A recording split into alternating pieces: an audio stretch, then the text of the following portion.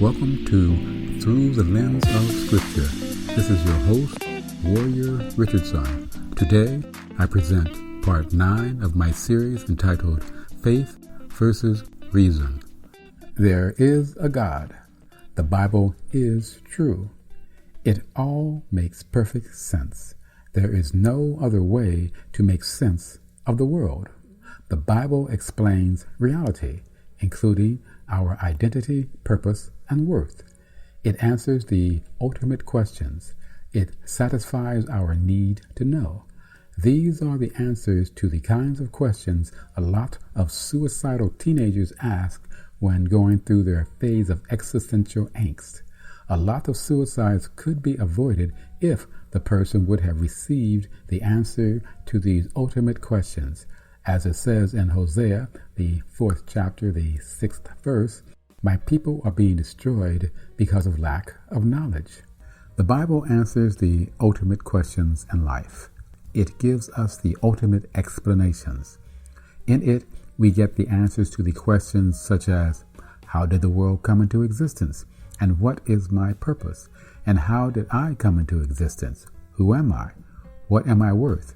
And what is my purpose? These are the questions the Bible answers. It completes our search for understanding. Those who attempt to refute the Bible are trying to refute the irrefutable and deny the undeniable, which results in self-contradiction. At the core of the Christian faith is God. The Bible begins with these words, "In the beginning, God." His existence is proclaimed, not proven, because his existence is self-evident, like the laws of logic, which state a thing cannot be itself and not itself at the same time. And if A equals B and B equals C, then C equals A. If we try to prove the validity of the laws of logic, we will have to use the laws of logic to do so, which would be circular reasoning, namely basing our proof of something on the assumption that that something we are trying to prove is true, therefore proving nothing. Hence, it is obvious that the laws of logic cannot be proven, yet it is just as obvious that they are true. You simply cannot get any more basic than that. You have reached the ground floor, the first floor, the first principle. The laws of logic are a first principle. The same is true of God. He is the very ground of being. Everything that has being got its being from God. There is no other source of being. We cannot prove first principles, nor can we contradict them without contradicting ourselves. They are undeniable, irrefutable, as is God. There are final answers. They really do exist. There are fundamental truths that are absolute. They are not malleable. No matter how much we would like to change them, they won't budge. They can't be changed. They are final. The endless series of whys come to an end.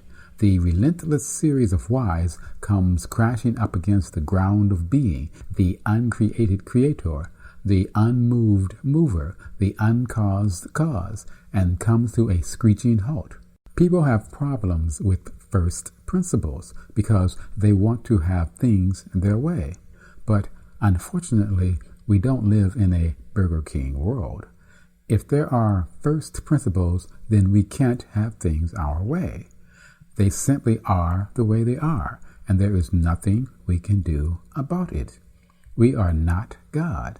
Some people have a problem with that. They want to be God. They want to be the ultimate authority. Hence, they refuse to submit, which is the essence of sin and the cause of our separation from God and the source of all of our problems. The solution is submission, resulting from the admission of the self-evident truths, and it results in peace with God and peace with ourselves, because when that happens, things are ultimately clear, because the unknown variables to the equation are now known. The problem is now solvable. Ultimate explanations make things fully plain. and all things are ultimately explained in God. In particular, our purpose is explained in God. You see, there's a ground and there's a ceiling. We live inside a box. It's called the space-time continuum, and all the rules of this game are explained in a book. Get it right, go to heaven. Get it wrong, go to hell. People don't like being boxed in, and we don't have to be. Having the ultimate questions answered is liberating.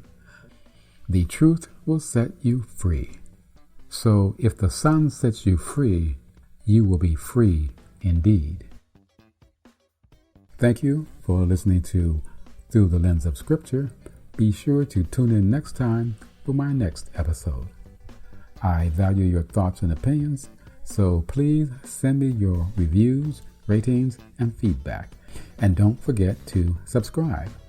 For more information, check out my Patreon page at www.patreon.com/Warrior Richardson.